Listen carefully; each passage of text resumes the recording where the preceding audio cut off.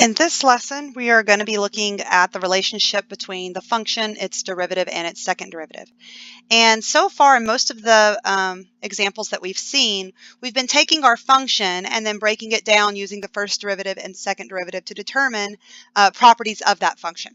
But they're not always going to give us just the function. Sometimes they might give us the derivative or the second derivative, either in an equation or perhaps even in a graph, and we have to use that to kind of work backwards to figure out what's happening with our function. So what we have here is the graph of f prime of x. Before you start any problems where you're analyzing graphs, make sure you know what it is that you're looking at. This is the graph of the derivative of f. And so that means it can tell us things like where the function f is increasing or decreasing, where the function f has relative extrema, where the function f has critical points, and so on. So keep that in mind. In order to correctly interpret a graph, make sure you know what you're looking at. This is not the graph of the function. This is the graph of the derivative of the function. And the derivative tells us certain key information about the function itself. Part A wants to know, for what values of x does f have a relative maximum or a relative minimum? Justify your answer. Well, we know that the function has a relative maximum when the first derivative changes from positive to negative, because that would mean that our function changed from increasing to decreasing, creating that relative maximum. We know that our function has a relative minimum when the derivative changes from negative to positive, because that would mean our function had changed from decreasing to increasing, creating that low point, that relative minimum. So really what we're doing here is we're applying the first derivative test to locate these extrema. And notice it says for what values of x. We don't have the function values because they didn't give us the graph of f. But we can figure out the x values where the derivative changes from positive to negative or from negative to positive.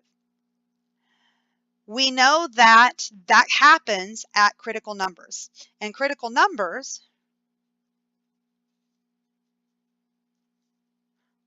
are where our derivative is either equal to 0 or undefined, does not exist. Since this is our derivative, we see that there's nowhere where it's not defined or where it doesn't exist. But we do have some points that are critical numbers where the derivative is 0. The derivative is equal to 0 here at x equals -2. Also here at x equals 0, and here at x equals +2. So if we look at our graph, we can determine at which of these critical numbers does our graph change from positive to negative, and at which ones does it change from negative to positive. So if we look at our first critical number, -2, our positive derivative values, this is our f prime, so our positive derivative values are above, our negative derivative values are below the x-axis. At -2, we change from having positive derivative values to having negative derivative values.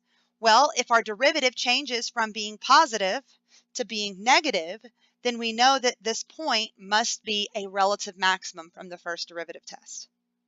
So we have a relative max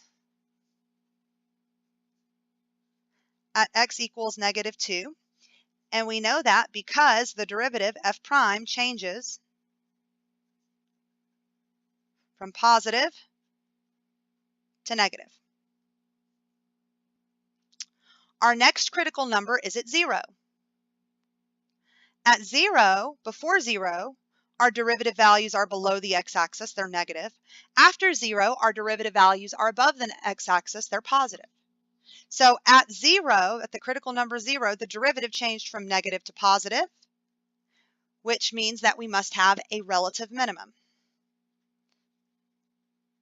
So we have a relative minimum at x equals 0, and we know that because there f prime changes from being negative to positive. If we look at our third critical number where x is equal to 2, before x equals 2, our derivative is positive.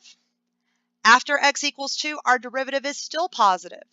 So our function would be increasing, 0, and then increasing, which means that we didn't change from negative to positive or positive to negative. So we don't have either a relative max or a relative min at x equals 2. So it will not be a relative extrema. So we have one relative max at -2, one relative min at 0.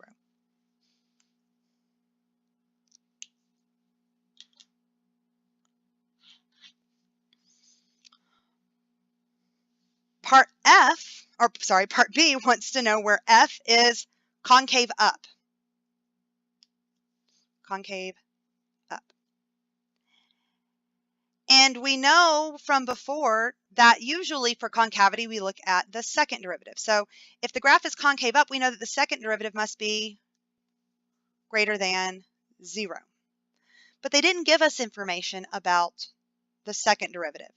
What they've given us is the first derivative. So we have to take that information and we have to translate it into the information we know. And we know about the first derivative.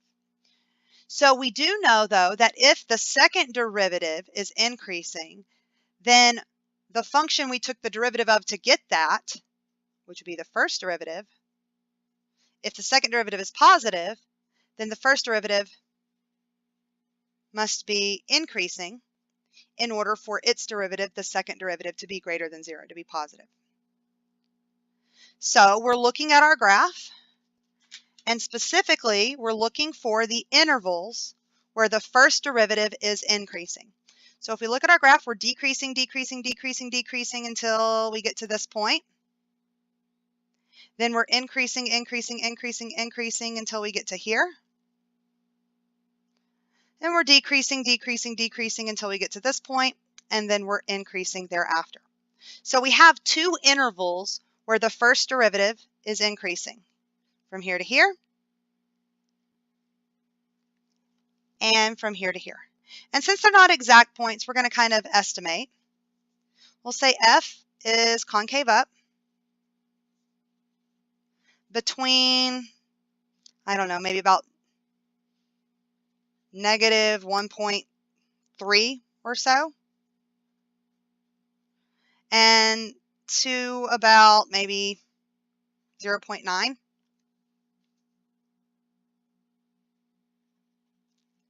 We also know that we're concave up on this part where f prime is increasing.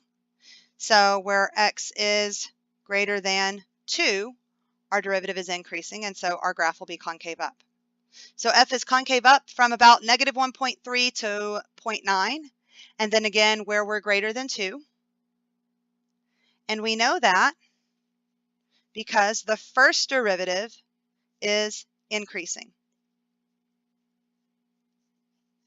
Notice that we justified our answer relative to the information that they've given us.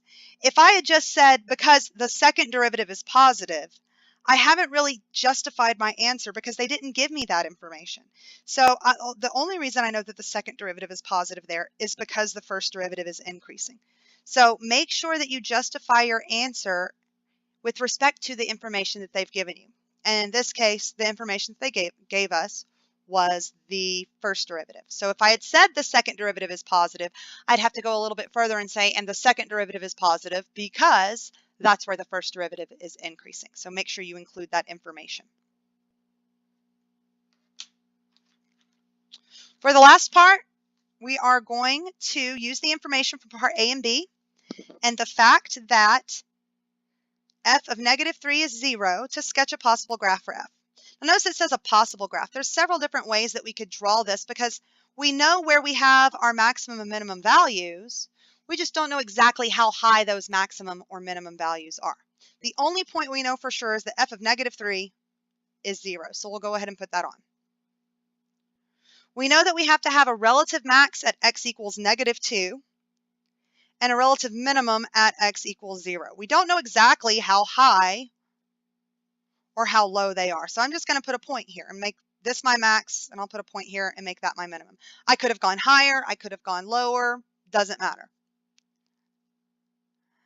We also know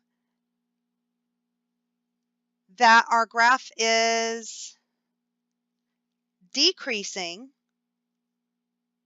before -2 because its derivative is positive. it's increasing before -2. So for all of the values up to -2, we've got to be increasing.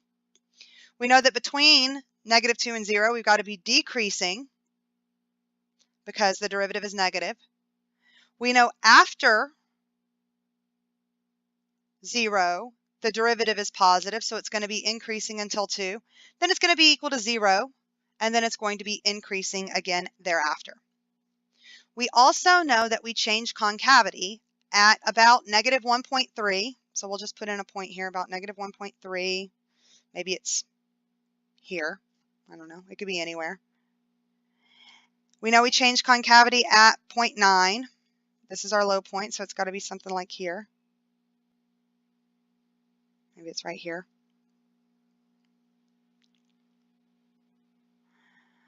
We know that we change concavity again at 2, so we have another inflection point.